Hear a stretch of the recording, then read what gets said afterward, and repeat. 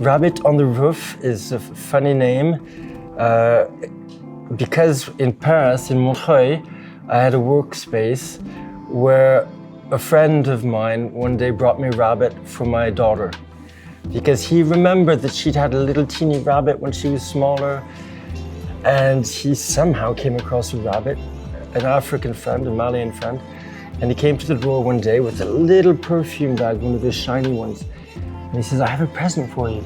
And I looked at him, I said, "What is this present, Javara?" And I opened it up, and there was a little black rabbit inside with a shoelace around his neck as a leash. And this is a long story, but...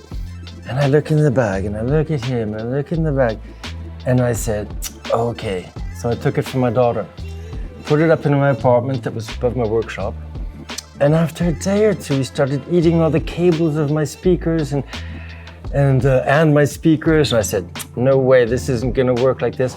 And I put him on the roof of the workshop, and he liked it.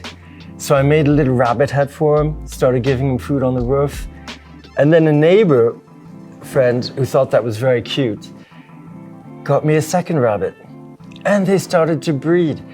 And I ended up with so many rabbits on the roof that it was very quirky and funny.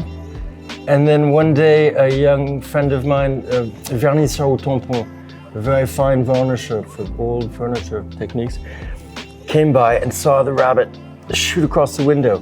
And he said, "Rabbit on the roof." And I thought that was kind of funny the way he said it. And I needed a funny name for the skis because it was so improbable that I'd make skis that would, in Paris, that people would like. But I managed to do that. And that was the way the name came about and has remained. So I had many, many years rabbits on the roof of my workshop in Paris. And then as they continued to breed under the roof in the insulation, they would dig a little bit, and some of the bigger ones would fall down into the workshop. So I'd have rabbits in the workshop with wood everywhere. So instead of chasing rabbits all day, I just left them in the workshop as well and started feeding them on the ground in front of the machines. So I had rabbits on the roof and in the workshop for years.